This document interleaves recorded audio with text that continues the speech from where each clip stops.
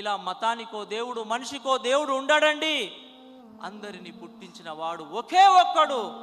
ఆ ఒక్కడు ఎలా ఉంటాడు అన్నది మనిషి ఆలోచిస్తలేడండి.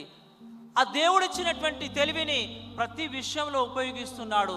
ఉదాహరణకు ఒక షర్ట్ కొనాలంటే షాప్కి వెళ్ళి డిజైన్ చూస్తున్నాడు, క్వాలిటీ చూస్తున్నాడు, రేట్ చూస్తున్నాడు, నచ్చితే తీసుకుంటున్నాడు, నచ్చకుంటే బయటకు వచ్చేస్తున్నాడు.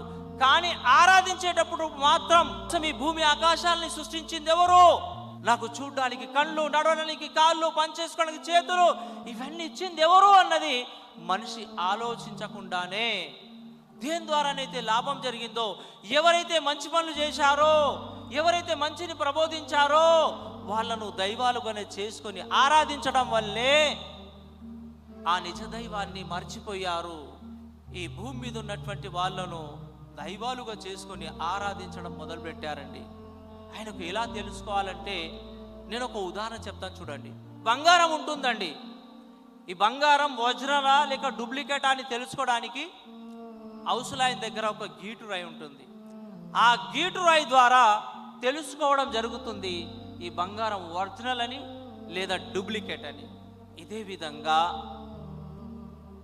ఆ సృష్టికర్త అయినటువంటి అల్లాహ్ను, అసలు నిజ దైవం ఎవరు అని తెలుసుకోవడానికి అల్లాహ్ సుబ్హానహు తఆలా ఖురాన్లో ఒక గీటు రాయి, ఈ ఖురాన్లో ఒక అధ్యాయాన్ని అవతరింపజేశాడు. 112వ అధ్యాయం. దాన్ని మీరు చదివి చూడండి, ఆలోచించండి. అప్పుడు మీకు తెలిసిపోతుందండి నా ఆరాధనలకు అర్హుడు ఎవరు అన్నది. ఖుల్ హువల్లాహు అహద్.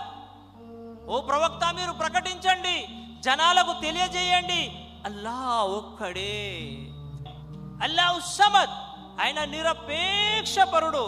మనిషికి ఉన్నటువంటి బలహీనతలు, మనిషికి ఉన్నటువంటి అవసరాలు, మనిషికి ఉన్నటువంటి లోపాలు ఆయనకు ఉండవండి.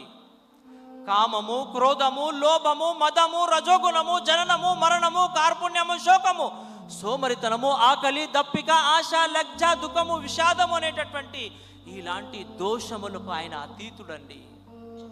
చూడండి, మనం పొద్దున భోంచేశాం, మనకు ఆకలిస్తుంది, మనం అన్నం పైన ఆధారపడి ఉన్నాం. నాకు దాహం వేస్తుంది, నేను నీళ్లు తాగాలి. మనం పొద్దంతా పనిచేసిన తర్వాత అలసిపోతాం, మనకు నిద్ర అవసరం.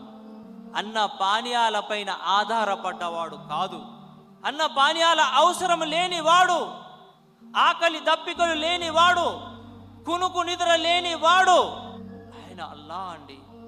లం యలిద్ వలం యూలద్. ఆయన ఎవరి సంతానము కాదు, ఆయన ఎవరికి జన్మించలేదు, ఆయనకు కూడా ఎవరు జన్మించలేరు. జన్మించినటువంటి వ్యక్తికి బాల్యం ఉంటుంది, యవ్వనం ఉంటుంది, వృద్ధాపం ఉంటుంది, చివరికి మరణం ఉంటుందండి. ఇలాంటి బలహీనతలు లేనటువంటి వాడు మనలాగా తిని త్రాగి మట్టిలో మట్టయిపోయిన వారిని దైవం అంటున్నారండి. దైవం అంటే ఆయన ఎవరి సంతానము కాదు, ఆయనకు తల్లిదండ్రులు కానీ భార్య పిల్లలు కానీ ఉండరండి. అందరికీ సంతానాన్ని ఇచ్చేవాడు, అందరి ఆకలిని తీర్చేవాడు. మరియు వలం యకుల్లహు కుఫువన్ అహద్. ఆయనకు సాటి మేటి సరి సమానులు ఎవ్వరూ ఉండరండి.